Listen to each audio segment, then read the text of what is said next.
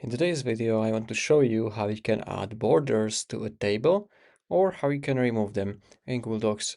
So as you can see, I have my table. If you don't know how to create table, you can click on Insert Table and you can choose the size of your table. And now if you want to add the borders, you are going to select the table like this. And here, More, so click on those three dots and you can customize the border.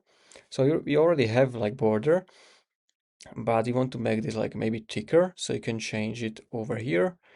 So let's say 3. You can change the color as well, and you can also change the infill like color of the cells.